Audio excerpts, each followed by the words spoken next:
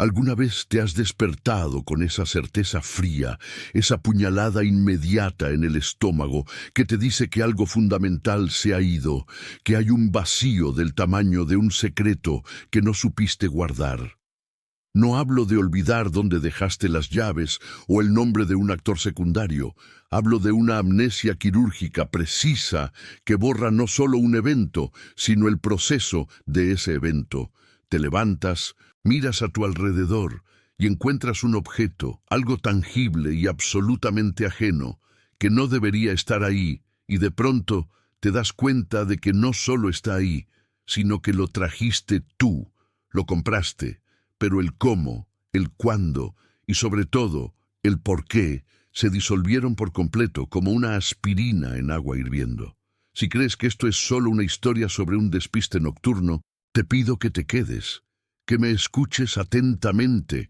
Necesito que sepas esto, necesito contarlo, por si acaso, en una noche particularmente oscura, lo encuentras tú también. Y si te atreves, suscríbete, porque lo que viene después de esta confesión es peor. Esto no sucede en cualquier callejón oscuro ni en cualquier ciudad. Sucede en Caracas. Específicamente en esos corredores que la noche vuelve irreconocibles, donde el asfalto retiene el calor de un día imposible y la humedad te abraza como un manto pegajoso. Es ahí, en la periferia de lo que conocemos como normalidad, donde opera, o quizás donde existe, por un breve lapso, lo que algunos llaman el mercado fantasma. Pero su nombre real, el que te susurran los que han regresado dañados, es el mercado donde nadie recuerda qué compró. Caracas, una ciudad de contrastes brutales, de luces que intentan luchar contra una oscuridad demasiado densa, alberga miles de historias olvidadas, pero esta historia tiene la particularidad de que fuerza el olvido. La gente no encuentra este mercado por accidente. Nadie, créeme, está conduciendo tranquilamente a las 3 de la mañana y de pronto se topa con él. Hay un criterio de admisión implícito que tiene que ver con la desesperación, con el límite de la necesidad humana. Solo se revela a aquellos que están buscando algo imposible, algo que el día, la razón o las leyes de la física no pueden proporcionar. Un remedio para una enfermedad incurable. La verdad sobre un familiar desaparecido. Un deseo retorcido que no te atreves a confesar ni siquiera a tu propio espejo. Dicen que el mercado aparece solo 1 o 2 veces al mes. Siempre en las horas muertas, entre la 1 y las 4 de la madrugada, cuando incluso el tráfico de la madrugada se ha rendido al silencio. Nunca está en el mismo lugar, pero siempre se siente igual. Un pozo gravitacional que te ala hacia él, aunque tu razón te grite que te des la vuelta. Hablemos de mi amigo, Luis. Luis era un hombre pragmático, de esos que nunca creyeron en nada que no pudieran medir con un calibrador. Él fue el primero que me habló de esto, no como una leyenda, sino como un trauma reciente, algo que le había costado días de insomnio y una sensación permanente de náusea. Luis estaba pasando por un momento terrible. Su madre, su adorada vieja, estaba en el hospital y las cuentas, junto con el diagnóstico, se acumulaban hasta el techo. Luis necesitaba dinero, mucho dinero, y lo necesitaba ayer. Había agotado todas las opciones, había tocado todas las puertas. Una noche, volviendo a casa después de la enésima visita al hospital, sintió esa rendición absoluta, ese momento en que dejas de luchar y simplemente te dejas caer en el vacío. Y justo en ese momento de quiebre, cuando la mente está más vulnerable, Luis sintió un olor que describió como metal oxidado mezclado con algo dulce, algo así como incienso rancio y la humedad de la tierra recién removida. Era un olor que no pertenecía a la calle, era un olor de otro tiempo, de otro lugar. Y ese aroma lo guió. El mercado no tiene luces de neón ni carteles llamativos. Las luces que utiliza son débiles, amarillentas, como bombillas de filamento antiguo que están a punto de fundirse, arrojando sombras largas y temblorosas que distorsionan las formas de los puestos. La primera cosa que notó Luis, y esto es crucial, fue el silencio. Caracas nunca es silenciosa. Siempre hay el zumbido de un motor distante, el grito de un perro, la música de alguna fiesta clandestina. Pero al acercarse al mercado, el sonido ambiental se cortaba. Era un silencio opresivo, denso, como si el aire se hubiera vuelto más espeso y hubiera ahogado toda vibración.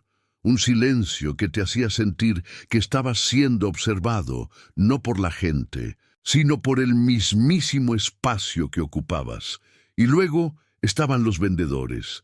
Aquí es donde la historia se vuelve realmente incómoda, porque Luis insistía en que los vendedores no parecían personas. No es que fueran monstruos con cuernos y colmillos. Eran humanoides, sí, pero estaban envueltos en una quietud antinatural. Sus ojos en la penumbra brillaban con una luz propia, muy baja, pero constante, como brasas moribundas. No hablaban con algarabía ni gritaban sus precios, simplemente esperaban, inmóviles, como estatuas de sal.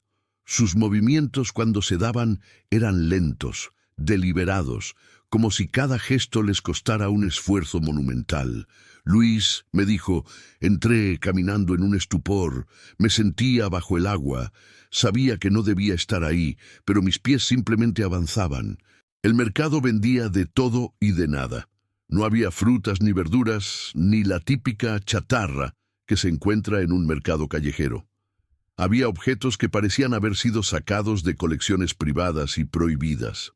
Relojes sin manecillas que seguían emitiendo un tic-tac. Libros encuadernados en un cuero que Luis rezaba que fuera de animal. Botellas llenas de líquidos que vibraban suavemente. Mapas de lugares que no existen. Cada objeto exudaba una energía pesada, antigua, como si contuviera demasiada historia para ser manipulado por manos humanas. Luis, impulsado por su necesidad, se dirigió al puesto que parecía más antiguo, atendido por una mujer cuyo rostro estaba oculto bajo una sombra tan profunda que parecía haber sido tallada en la oscuridad. Él no recuerda lo que dijo, solo recuerda la desesperación de su voz, la forma en que le rogó que le diera la solución a su problema financiero. Y aquí viene el mecanismo del horror. La mujer, sin mover un músculo facial, extendió una mano huesuda que parecía hecha de ramas secas. En la palma tenía un objeto. Luis no puede describirlo con certeza. Dice que era algo pequeño, pesado, frío. Podría haber sido una moneda antigua, una piedra grabada o quizás un diente pulido. El detalle es que el objeto parecía cambiar de forma según lo miraba. Luis tomó el objeto. En ese instante sintió una oleada de calma, una certeza absoluta de que su problema estaba resuelto. Sintió una euforia breve y potente que le inundó el pecho. Y luego, el pago. El intercambio en ese mercado nunca es monetario en el sentido que conocemos.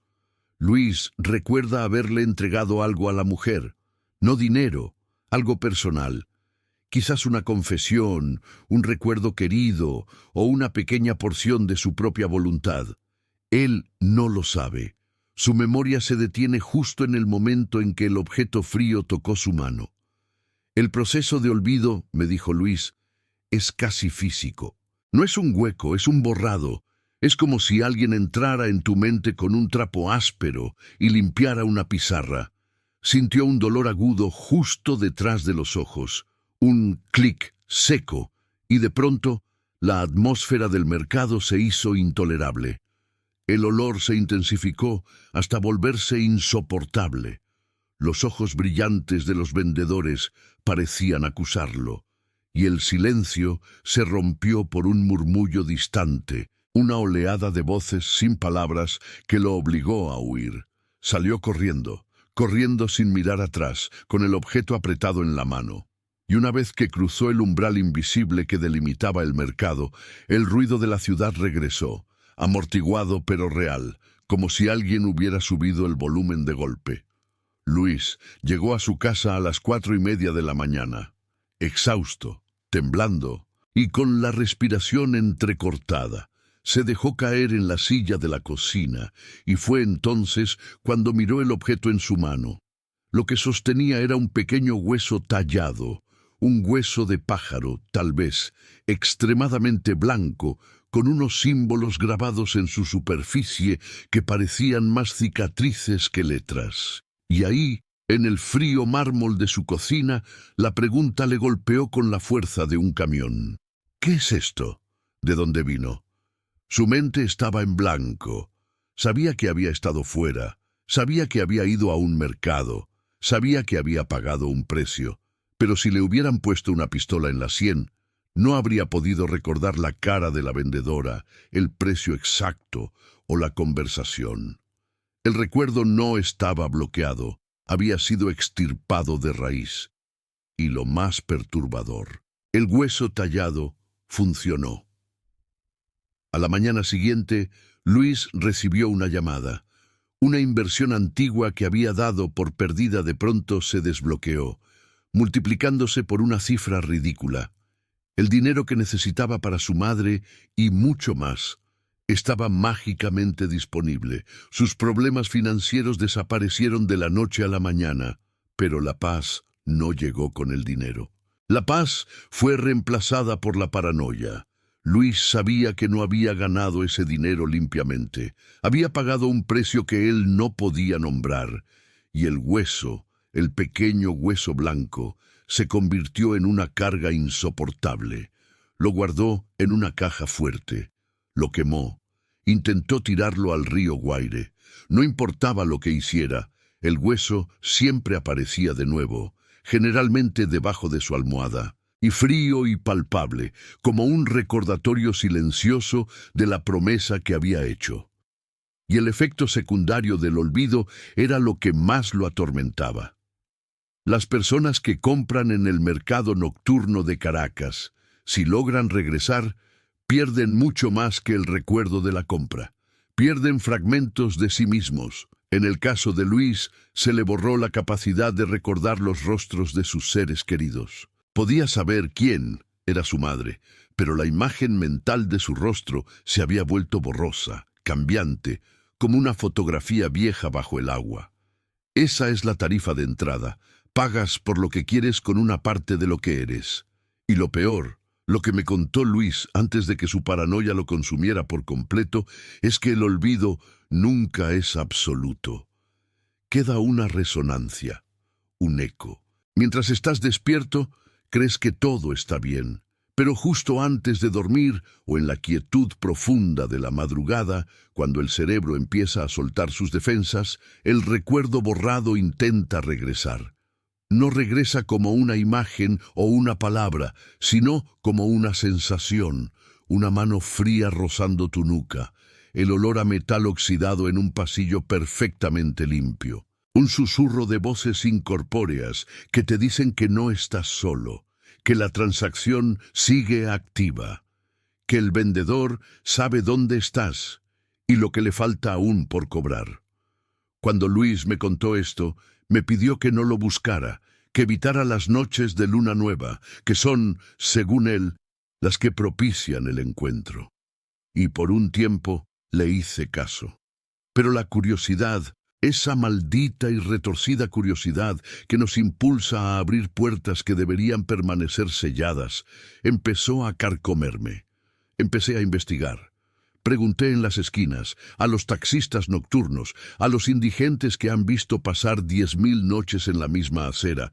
La mayoría se reía, pero algunos, aquellos con los ojos cansados y la piel curtida por la desconfianza, se ponían pálidos y se iban en silencio, dejando mi pregunta flotando en el aire. Solo uno, un viejo que vendía periódicos a medianoche, me dio una clave, un nombre. El mercado del eco, me dijo sin mirarme. Solo lo encuentras cuando lo necesitas realmente. Y el precio, chico, el precio no lo pones tú. Y ahí fue donde la duda se convirtió en obsesión. ¿Qué pasaría si yo también tenía una necesidad imposible? ¿Qué pasaría si de la misma manera que Luis, mi propia mente me traicionaba y me guiaba a ese lugar donde la memoria se intercambia por milagros rotos? Esta es la base. Esta es la fundación oscura que sostiene toda esta historia. No es un lugar de venta, es un lugar de intercambio psíquico, un peaje que se paga con tu propia identidad. Y ahora, mientras te cuento esto, mientras la noche sigue avanzando y las sombras se alargan en tu propia habitación, debes preguntarte, ¿cuál es ese objeto que tú has estado buscando con tanta desesperación que te harías vulnerable a la promesa de un trato imposible? Piensa en ese hueso de pájaro tallado, piensa en Luis, sentado en su cocina, rico, pero incapaz de recordar el rostro de su madre. Piensa en el escalofrío que te recorre la espalda cuando te das cuenta de que no estás mirando la sombra, sino que la sombra te está mirando a ti. Si has sentido esa respiración ajena en la quietud de tu casa, si has despertado con algo que no recuerdas haber comprado, si te sientes menos tú mismo cada día, coméntalo. Escribe "no estoy solo" para que podamos romper este silencio. Porque la verdad es que el mercado nocturno de Caracas no está en un lugar geográfico específico, está en el vacío de tu necesidad. Y si ya has entrado, o si estás a punto de entrar, ten en cuenta una cosa. El objeto que compras es importante, sí, pero es el recuerdo que entregas, la porción de tu alma que se queda en el puesto, lo que realmente interesa a los vendedores. Y ellos siempre regresan por más. La parte 2, te lo aseguro, es cuando el objeto comprado comienza a ejercer su verdadera y aterradora influencia. Escucha el tic-tac, tu reloj sigue andando. Pero, ¿quién te asegura que el reloj en el mercado no se detuvo hace ya mucho tiempo? Y si miras el fondo de ese pasillo oscuro, ¿estás seguro de que no hay un tenue brillo? Un color amarillo que no debería estar ahí, indicando que el mercado se ha movido. ¿Y ahora está más cerca de ti? Si has llegado hasta este punto, es porque la incomodidad ya te está tocando la nuca, porque sabes que hay una verdad incómoda sobre las cosas que no podemos nombrar. Y Caracas, esa ciudad que se estira densa y oscura bajo el silencio del Ávila a las 3 de la mañana, no es un mero escenario. Es el contenedor perfecto para lo que te voy a revelar. Lo que se compra en el mercado de las sombras, te lo dije, nunca es un objeto. La gente regresa a casa, mira la hora, respira hondo el aire viciado de la madrugada caraqueña y siente un alivio efímero, un cosquilleo en los dedos, la certeza económica de haber realizado una transacción. Se compró algo. Algo que se necesitaba desesperadamente, pero si buscan en sus bolsillos, en las bolsas de tela que llevaron, en el maletín que juran haber abierto y cerrado 1000 veces, no hay nada, ni un recibo, ni un cambio, ni siquiera el olor a mango podrido o a fritanga barata que debería impregnar cualquier mercado, solo vacío.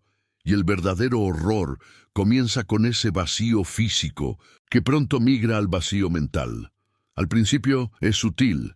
El primer día, tal vez, la persona que regresó de ese sitio recuerda perfectamente el camino de vuelta, el semáforo que no servía, la bocina de un taxi que pasó velozmente. Recuerda la sensación de alivio al cerrar la puerta de su apartamento, pero si le preguntas qué lo alivió, si le preguntas qué trajo a casa, la respuesta se atasca. Es como si una parte del cerebro encargada de archivar esa memoria específica hubiera sido borrada con un hisopo ácido.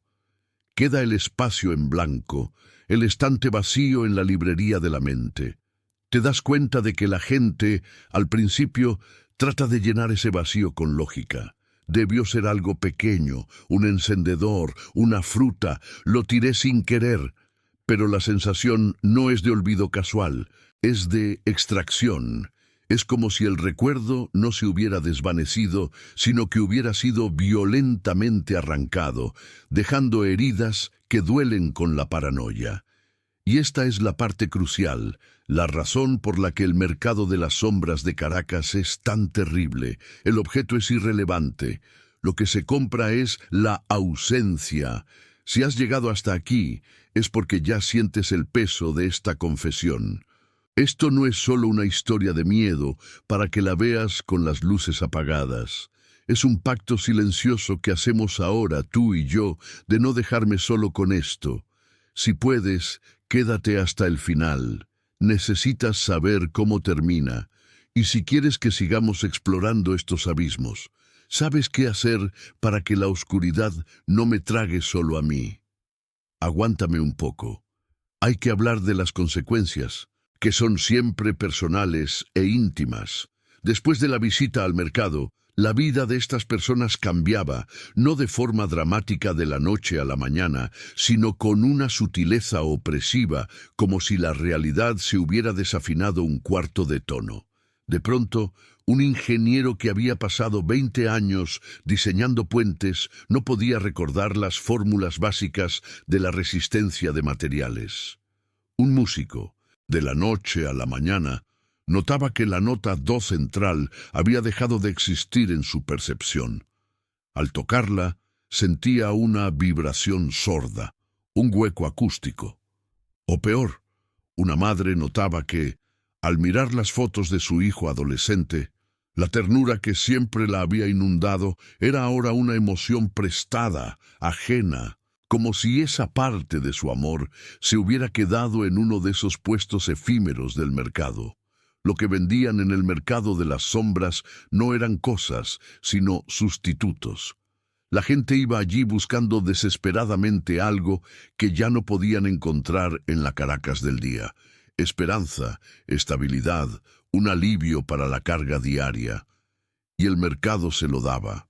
Pero el precio no era el dinero que entregaban, que por cierto desaparecía de sus carteras, sino la llave que protegía una parte esencial de su ser. Imagina que tu memoria es una casa. Está tu sala, los recuerdos de infancia, tu cocina, las habilidades diarias, tu dormitorio, las emociones profundas. El mercado te vendía un nuevo adorno para la sala, un nuevo electrodoméstico para la cocina, o una sábana más cómoda para el dormitorio. Pero para entregarte ese objeto ilusorio, el mercader, cuyos ojos jamás podías recordar, solo la forma cóncava de su sombra, te pedía que le entregaras una llave, la llave de una habitación entera, y la gente la entregaba, porque en ese estado de agotamiento psicológico de la madrugada, no les importaba la llave, solo la promesa de la compra. El clímax de esta historia no está en el mercado, sino semanas después, cuando la gente comienza a chocar con la pared de la realidad alterada. Hay una historia que se repite en voz baja entre los pocos que se atreven a hablar del mercado, gente que jura haber visto ese sitio desaparecer entre la neblina a las 4 de la mañana. Es la historia de Elías. Elías había ido al mercado buscando, él lo dijo, una solución. Su vida estaba atascada, su trabajo era insatisfactorio, su relación con su hermano, muy cercana antes, se había enfriado hasta el punto de la indiferencia mutua. Elías necesitaba un reset. Cuando regresó, no recordaba nada que hubiera comprado, pero sentía una ligereza extraña, una falta de preocupación que rozaba la euforia. Se despertó feliz, listo para enfrentar el día. Su vida parecía, por fin, desatascada. Elías notó que la relación con su hermano había mejorado de forma milagrosa. Su hermano, siempre distante, ahora lo llamaba, le preguntaba cómo estaba, incluso le regaló un libro que sabía que le gustaba. Todo era perfecto, demasiado perfecto. Un mes después de su visita, Elías estaba cenando con su hermano. En medio de la conversación, Elías mencionó algo de su infancia, una anécdota divertida de cuando eran niños en la playa de Choroní. Su hermano se quedó en silencio, con la mirada perdida, el tenedor a mitad de camino. ¿De qué hablas, Elías?, preguntó su hermano, su voz extrañamente plana. De cuando casi te ahogas y nuestro papá tuvo que sacarte. ¿No te acuerdas? Yo no recuerdo haber ido a Choroní contigo. De hecho, no recuerdo ir a Choroní, nunca. Elías pensó que era una broma. Empezó a reír, pero la risa murió en su garganta al ver la seriedad en los ojos de su hermano. Su hermano no estaba mintiendo. Él realmente no recordaba. Elías comenzó a presionar, desesperado, reviviendo todos los detalles de ese viaje crucial de su niñez. Pero cada vez que Elías le recordaba algo, su hermano respondía con confusión, luego con molestia, y finalmente con un terror silencioso, como si Elías estuviera insertando memorias falsas en su cabeza. La verdad se deslizó lentamente, viscosa y fría, como el aceite sobre el asfalto mojado. Elías se dio cuenta de que lo que había comprado en el mercado de las sombras no era un objeto que le diera tranquilidad, sino la paz que venía de una relación sana con su hermano. Pero el mercado no crea cosas, solo las transfiere.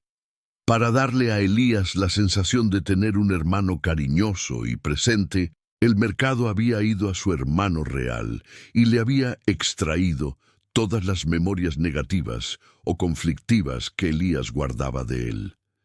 El mercado no le había vendido un recuerdo nuevo a Elías, le había vendido un hermano idealizado, y el precio había sido la historia compartida de la infancia, la historia real, imperfecta y dolorosa que cimentaba su lazo. Su hermano, el que ahora lo llamaba todos los días, no era el hermano de Elías. Era una versión diluida, sin la densidad de la historia real, sin las peleas, sin la intimidad que nace de haber compartido el dolor. Elías había comprado la ausencia de conflicto y la había pagado con la presencia de la autenticidad. El horror definitivo no es perder un objeto, es darte cuenta de que las personas que amas no te recuerdan de la manera que te construyó. O peor, que esas personas ahora te aman por razones que no son tuyas, por recuerdos que nunca existieron. Elías, sintiéndose ajeno en su propia vida, trató de regresar al mercado, de deshacer la compra. Caminó por las calles vacías después de las 3:30 de la mañana. Buscó en cada esquina oscura, sintiendo el aire espeso y el olor a humedad. Pero el mercado, una vez que te ha extraído lo que quiere, se vuelve esquivo. Dicen que lo encontró una noche, entre el resplandor amarillento de un farol roto, en un rincón que debería haber sido la pared de una escuela. Elías vio los puestos de nuevo, las sombras quietas, el murmullo de las transacciones silenciosas. Se acercó al mercader que creyó reconocer, y con la voz quebrada le exigió que le devolviera sus recuerdos. Le dijo que le devolviera la verdad de su hermano, aunque doliera. El mercader, que era solo una silueta negra bajo un sombrero de ala ancha, no habló. Simplemente extendió una mano y le mostró a Elías lo que había comprado. No era una cosa. Era una caja de madera vieja, áspera y sin terminar. Cuando Elías se asomó, no vio recuerdos, ni objetos, ni dinero. Vio un hueco oscuro, un vacío tan profundo que le devolvía su propio rostro deformado. Y el mercader, o quien fuera esa entidad, finalmente habló, con una voz que no era ni de hombre ni de mujer, sino el susurro de la arena cayendo. Tú compraste esta caja de no memoria, compraste la libertad de no tener que lidiar con la versión real de tu vida, y el precio de esa libertad es la densidad de la existencia. Lo que metimos aquí no lo podemos devolver porque ya ha sido metabolizado. Es parte de la sombra del mercado. Elías entendió. Lo que había comprado no era un objeto, era un espacio. Un espacio que, una vez vacío, atraía la niebla y la confusión del mercado, permitiendo que esa entropía existencial se filtrara en su vida y en la vida de quienes lo rodeaban. Había comprado un canal de comunicación para la disolución. Ahora, cada vez que miraba a su hermano, veía una copia, un eco sin cuerpo, y se daba cuenta de que él mismo estaba empezando a convertirse en una copia. Los recuerdos robados no estaban perdidos. Estaban siendo usados por el mercado para construir las ilusiones de otros compradores. La gente que visita ese mercado no pierde el dinero, pierde la verdad que los mantiene anclados a su lugar en el mundo. Y esa verdad es lo que el mercado vende a otros desesperados. Es un ciclo de autocanibalización psicológica. Caracas, la ciudad que se desdibuja al límite de la madrugada, alimenta su propio horror con la desesperación de sus habitantes. Y aquí es donde la historia de Elías se funde con la tuya, con la mía. El miedo más profundo no es la muerte, es la irrelevancia, es el despertar y darte cuenta de que tu vida podría ser sustituida por una versión más cómoda y menos problemática, sin que nadie, ni siquiera tú, notara la diferencia real. Te pido que pienses en esto, lentamente, mientras las luces de tu casa están apagadas. ¿Alguna vez has buscado algo en tu casa, un objeto pequeño y significativo que sabes que dejaste en un lugar específico y no lo encontraste? Y luego, meses después, ese objeto reapareció en un sitio totalmente absurdo, como si hubiera estado en un viaje silencioso. O peor aún, ¿alguna vez has tenido una discusión intensa con alguien? Una pelea que recuerdas con claridad y al día siguiente esa persona jura que nunca sucedió, que debiste soñarlo. Y la forma en que lo dicen no es una mentira, es una convicción profunda. Yo te digo, no son errores de memoria, son los ecos de las transacciones nocturnas. Es el mercado deslizando sus fronteras. Las cosas que reaparecen son recuerdos residuales que el mercado ya no necesita. Las discusiones inexistentes son pequeñas piezas de la verdad que han sido compradas, filtradas y reemplazadas por una versión más maleable de la realidad. Una vez que has notado la existencia del mercado de las sombras, una vez que sabes que la gente de Caracas compra su propia irrelevancia a cambio de una paz momentánea, no puedes dejar de sentir que esa tentación está en todas partes, en el silencio de cada ciudad. No tienes que viajar a Venezuela para encontrarte con una versión de ese lugar. A veces, solo basta con estar muy cansado, muy solo, y desear desesperadamente que algo cambie. Es en ese deseo, en ese punto de quiebre, donde aparece el mercader, no bajo un farol en la Candelaria, sino en la esquina oscura de tu propia mente. Lo que compraste, si es que fuiste a ese lugar, o si solo tienes esa sensación de que algo no cuadra en tu vida, no fue un objeto. Compraste el permiso para que tu vida se empezara a desvanecer a favor de una versión más fácil, y lo que perdiste fue el peso, la gravedad que te mantenía en órbita. Ahora estás flotando, y el silencio de la noche te recuerda que tu realidad ya no es tuya. Es un préstamo, y en algún lugar alguien tiene la llave de la habitación que te falta. Si alguna vez te has despertado y sentido que algo vital fue robado mientras dormías, o si sientes esa presión incómoda en el pecho al ver la sombra de tu propia mano, déjame un mensaje. Escribe "No estoy solo" para que el eco de esta historia no se quede solo en el aire. Y por favor, mira bien a tu alrededor antes de ir a dormir. Porque si el mercado está hecho de ausencias, la única forma de combatirlo es con tu presencia absoluta. Y si sientes un olor a neblina húmeda donde no debería haberla, o escuchas un murmullo que no es música, no mires por la ventana, no preguntes la hora, simplemente no te muevas. Porque la cosa que compraste, el vacío, no está fuera de ti. Ya está en la casa y está empezando a ocupar espacio. Elías no se deshizo del vacío, el vacío se hizo dueño de Elías. Y tú, ¿qué compraste en la madrugada que todavía no recuerdas haber perdido? Mira tu reflejo con atención. Ese eres tú, o una versión mejorada, más tranquila pero terriblemente vacía.